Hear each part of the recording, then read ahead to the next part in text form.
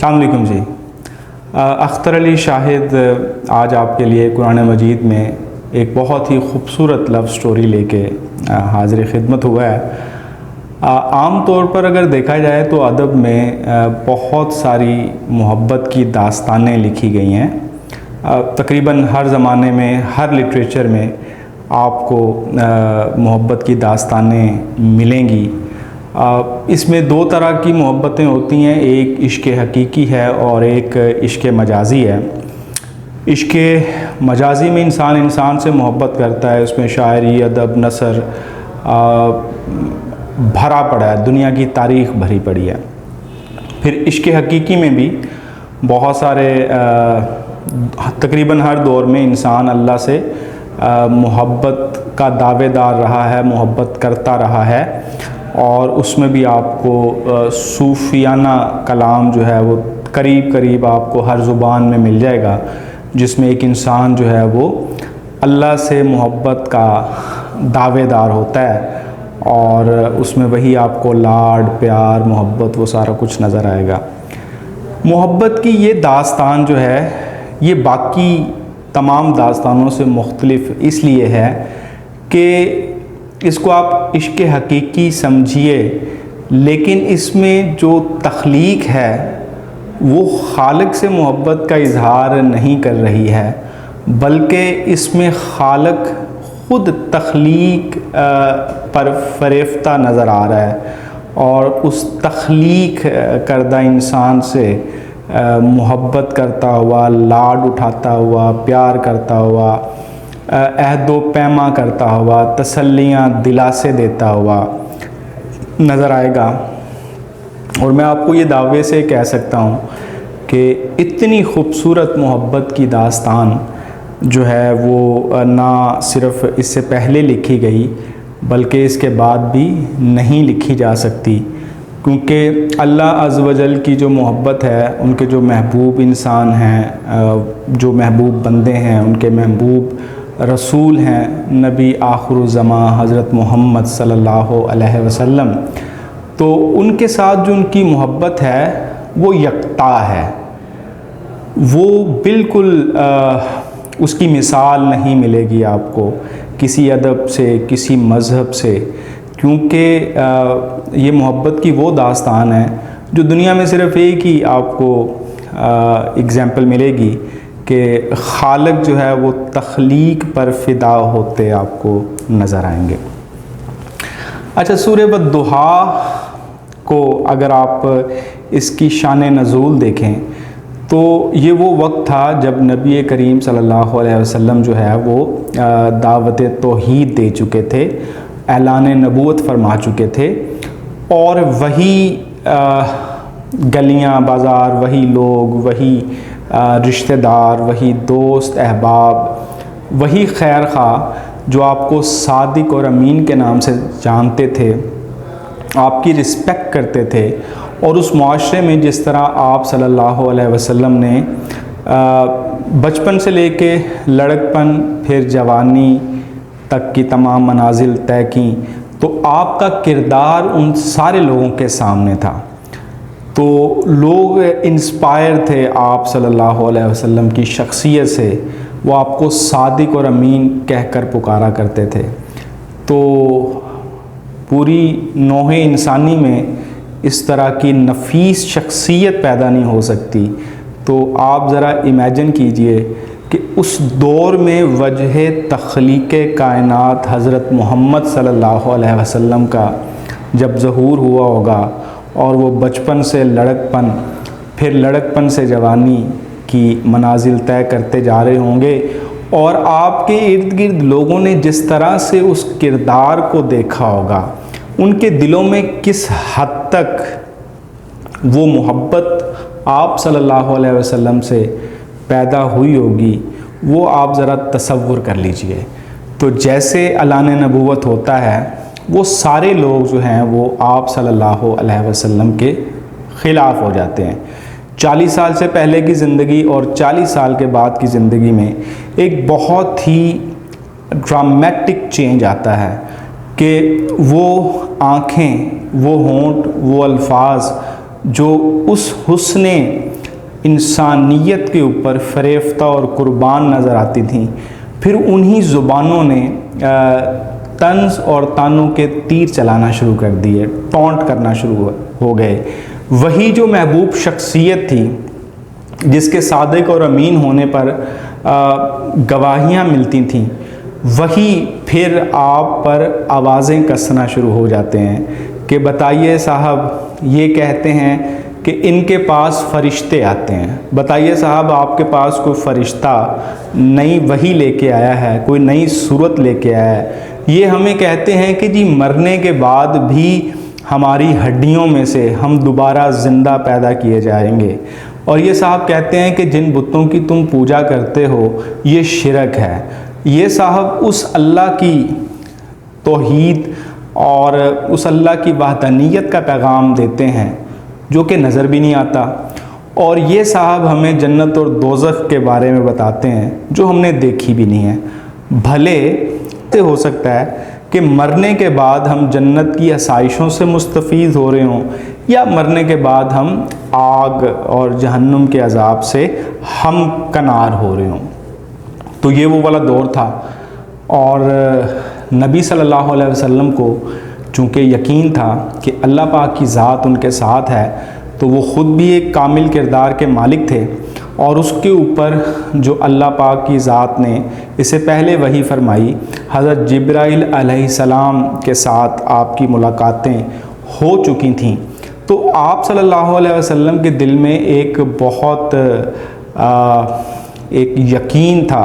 ایک کانفیڈنس کا لیول بہت ہائی تھا کہ یہ جو صاحب کائنات ہیں، یہ جو کائنات کے مالک ہیں، خالق ہیں اور مختار کل ہیں،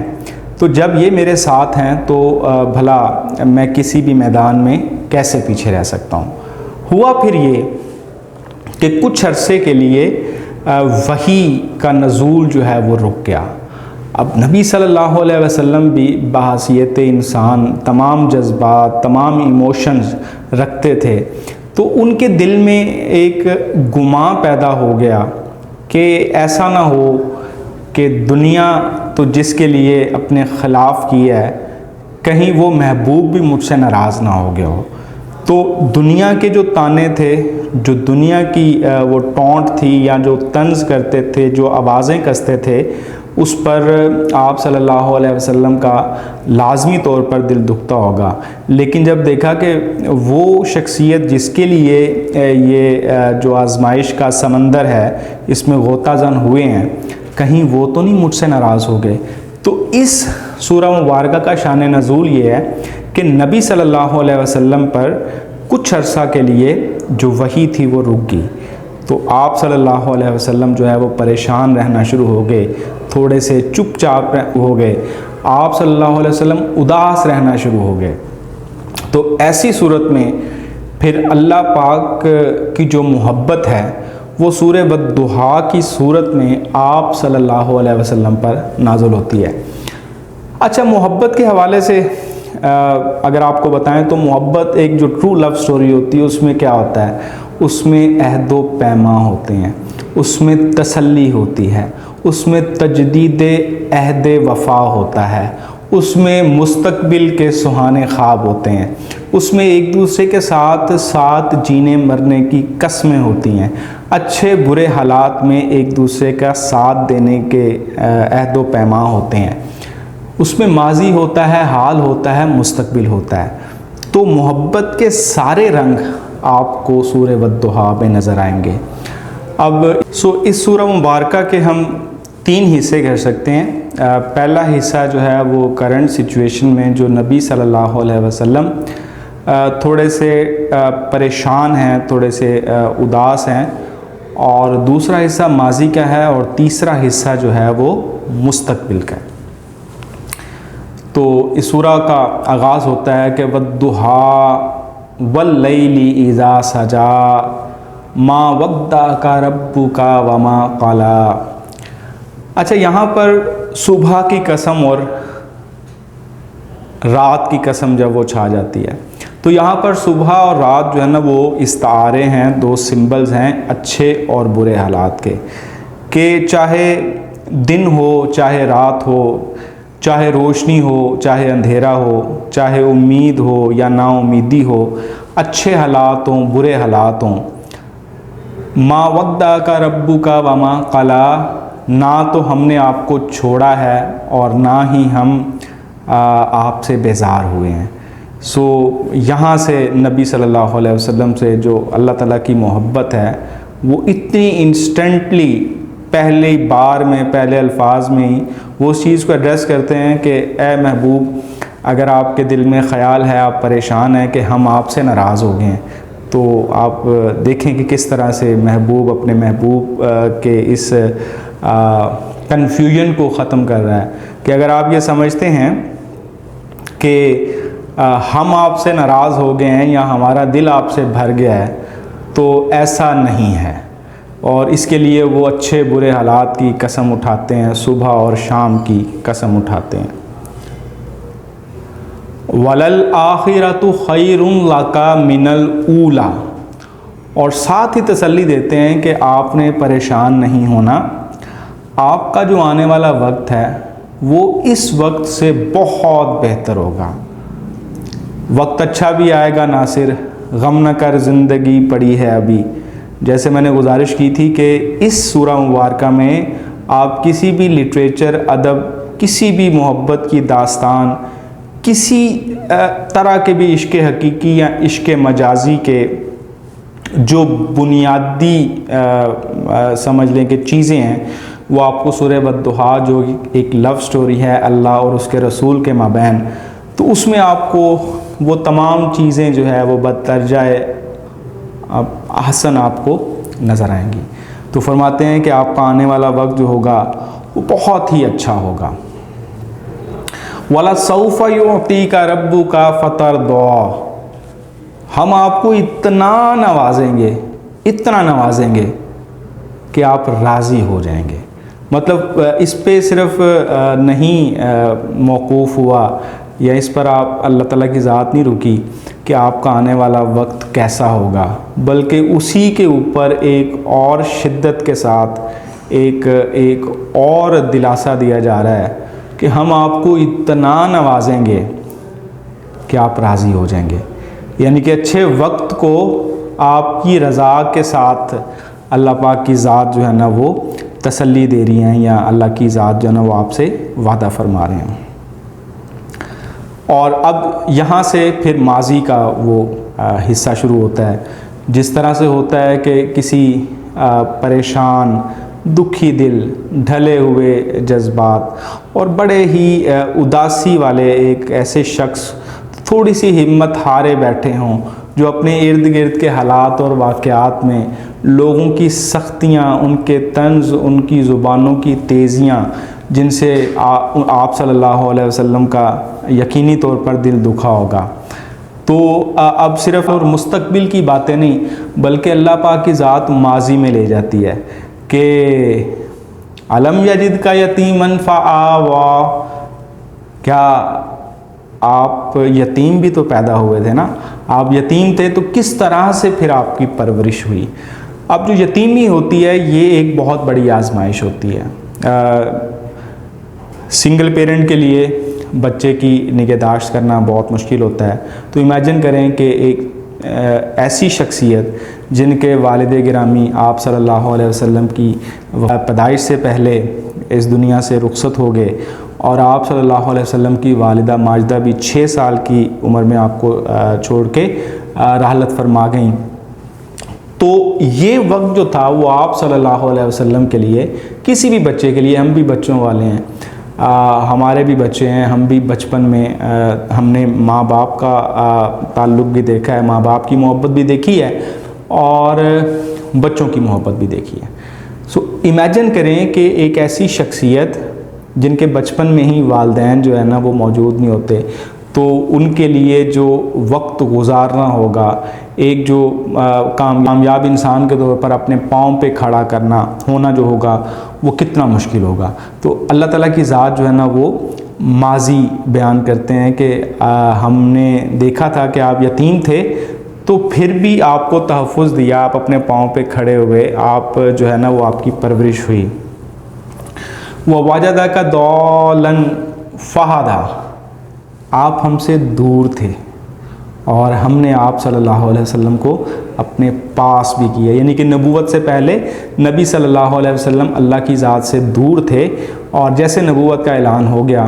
تو پھر اللہ پاک کی ذات نے آپ صلی اللہ علیہ وسلم کو اپنے قریب کر لیا۔ وَوَجَدَكَ عَائِلًا فَأَغْنَىٰ، اور یہاں پر اللہ پاک کی ذات فرماتی ہیں کہ آپ کے حالات بھی تھوڑے سخت تھے، گزر بسر کے اوقات بھی مشکل تھے، آپ کے پیرنٹس جو ہیں وہ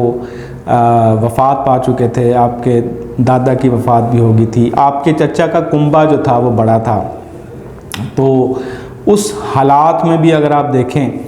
تو آپ کے گزر بسر کے اوقات جو تھے وہ مشکل تھے، آپ کے لیے روزی روٹی کمانا بھی مشکل تھی، آسائشیں نہیں تھی، رزق نہیں تھا، تو ہم نے آپ کو غنی کر دیا۔ آپ صلی اللہ علیہ وسلم 25 سال کی عمر میں جو ہے وہ ایک کامیاب تاجر بنے۔ پھر آپ صلی اللہ علیہ وسلم کا حضرت خدیجہ سے نکاح ہوا، اور حضرت خدیجہ چونکہ اس دور میں مالدار خاتون تھیں، تو اس سلسلے میں ان کا بھی سارا جو رزق تھا، جو مال دولت تھی، وہ بھی آپ صلی اللہ علیہ وسلم کے استعمال میں آ گئی۔ تو اللہ تعالیٰ کی ذات پھر ماضی کا ایک واقعہ بتاتے ہیں کہ اس وقت بھی تو دیکھیں نا حالات کتنے ٹف تھے، سخت تھے، اور ان سخت اور مشکل حالات میں بھی ہم نے آپ کو غنی کر دیا۔ اب یہاں پر آپ صلی اللہ علیہ وسلم کو 3 نصیحتیں اللہ تعالیٰ کی ذات فرما رہی ہے۔ فَأَمَّا الْيَتِيمَ فَلَا تَقْهَرْ، آپ نے کسی یتیم پر سختی نہیں کرنی۔ وَأَمَّا السَّائِلَ فَلَا تَنْهَرْ، اور آپ نے کسی سائل کو، سوالی کو جو ہے وہ کسی چیز سے منع نہیں کرنا۔ وَأَمَّا بِنِعْمَةِ رَبِّكَ فَحَدِّثْ، اور آپ نے ہمیشہ اللہ پاک کی جو حمد و ثنا اس کا شکر ادا کرتے رہنا، اس کی نعمتوں کو دہراتے رہنا ہے، اس کی نعمتوں کا تذکرہ فرماتے رہنا ہے، لوگوں کے سامنے شکر گزاری کرتے رہنا ہے۔ اب یہ جو تیسرا حصہ ہے یہ بھی دوسرے حصے کے ساتھ جڑا ہوا ہے کہ آپ صلی اللہ علیہ وسلم خود بھی یتیمی کا آپ نے اوائلی زندگی بسر کی، تو آپ صلی اللہ علیہ وسلم کو نصیحت فرمائی جا رہی ہے کہ آپ نے کسی یتیم پر سختی نہیں کرنی، جھڑکنا نہیں ہے، کسی سوالی کو آپ نے منع نہیں کرنا، اور اپنے رب کی نعمتوں کا آپ نے تذکرہ کرتے رہنا ہے۔ اب یہ جو محبت ہے سورہ والضحیٰ کی، یہ بہت خاص محبت ہے، اور اس خاص محبت کو اللہ پاک کی ذات نے اس سورہ کی صورت ہمارے لیے عام کر دیا۔ سو آپ اگر اس محبت کی شدت کو محسوس کرنا چاہ رہے ہیں تو آپ یہ سمجھ رہے ہیں کہ کم و بیش تمام لوگوں کی زندگیوں میں اسی طرح کے حالات اور واقعات پیش ہوتے ہیں، تو یہ جو تیسرا حصہ ہے یہ اللہ پاک کی ذات نے آپ صلی اللہ علیہ وسلم سے خاص کر کے ہمارے لیے عام کیا ہے۔ یہ 3 نصیحتیں جو ہیں وہ اللہ پاک کی ذات مسلمانوں کے لیے کر رہی ہے، یہ میرے لیے کر رہی ہے، اختر علی شاہد کے لیے کر رہی ہے، آپ سب کے لیے کر رہی ہے کہ ہم نے کسی یتیم کو جھڑکنا نہیں ہے، کسی سوالی کو انکار نہیں کرنا، اور اللہ کی نعمتوں کا ہر وقت ہم نے تذکرہ کرتے رہنا ہے۔ تو یہ ایک موٹیویشن کے پوائنٹ آف ویو سے، جس طرح سے ایک دوست ہوتا ہے وہ دوست کو سمجھاتا ہے، تسلی دیتا ہے، دلاسا دیتا ہے، محبت اور ایک اچھے مستقبل کی نوید سناتا ہے۔ ماضی میں بھی جس طرح ہوتا ہے نا کہ یار تو دیکھنا اس وقت بھی کتنی پریشانیاں تھیں، اس وقت بھی لگتا تھا کہ زندگی ختم ہوگی، اس وقت بھی لگتا تھا کہ شاید اب کچھ نہیں بچا، اس وقت بھی لگتا تھا کہ امید کا کوئی راستہ نہیں ہے، اس وقت بھی لگتا تھا کہ زندگی میں چاروں اطراف صرف اندھیرے ہیں۔ تو دیکھو نا اس وقت بھی اللہ نے کیسا کرم کیا، اس وقت بھی میں تمہارے ساتھ کھڑا رہا، اس وقت بھی ہم نے مل جل کر اچھے برے حالات کا سامنا کیا اور اس آزمائش سے نکل آئے۔ تو اسی ماضی کی دلیل کے اوپر ایک اچھے مستقبل کی نوید جو ہے وہ صرف ایک محبت کا خاصہ ہو سکتا ہے۔ تو سورہ والضحیٰ ایک ٹرو لو سٹوری ہے جس میں اللہ پاک کی محبت جو ہے نبی صلی اللہ علیہ وسلم کے لیے اوور لوڈڈ ہے، اس میں آپ کو چھلکتی ہوئی نظر آئے گی، اس میں آپ کو اللہ پاک کی محبت جو ہے نا وہ جیسے میں نے پہلے گزارش کی کہ عام طور پر جو عشق حقیقی ہوتا ہے اس میں ایک انسان اپنے محبوب سے اپنے معبود سے محبت کی تجدید کرتا ہے، عہد و پیما کرتا ہے. لیکن اس حوالے سے سورہ والضحیٰ دنیا کی کائنات کی وہ واحد لو سٹوری ہے جس میں خالق کائنات حضرت محمد صلی اللہ علیہ وسلم سے اپنی محبت کی تجدید کرتے ہوئے، عہد کرتے ہوئے نظر آ رہے ہیں، تسلی دیتے ہوئے نظر آ رہے ہیں. وہ مایوس تھے، ان کی مایوسی کو پیار سے، محبت سے، چاہت سے ایڈریس کرتے نظر آ رہے ہیں، آپ کو تسلی دے رہے ہیں، ایک اچھے مستقبل کی نوید دے رہے ہیں. تو یہ ایک ایسی محبت ہے کہ جس کو نہ صرف جیسے میں نے پہلے گزارش کیا کہ محبت کی یہ کہانی اللہ پاک نے اپنے نبی صلی اللہ علیہ وسلم کے لیے خاص کر کے ہم سب کے لیے عام کر دیا ہے. آپ بھی اگر چاہیں تو اس تناظر میں اگر سورہ والضحیٰ کو پڑھیں گے، سمجھیں گے تو آپ کو بھی اللہ پاک کی ذات محبت سے دیکھتی ہوئی، پیار سے آپ سے باتیں کرتی ہوئی، آپ کو تسلی دیتی ہوئی، آپ کو ایک اچھے مستقبل کی گارنٹی، یقین دلاتی نظر آئے گی. اللہ پاک ہمیں قرآن مجید کو سمجھنے کی توفیق دے. بہت شکریہ.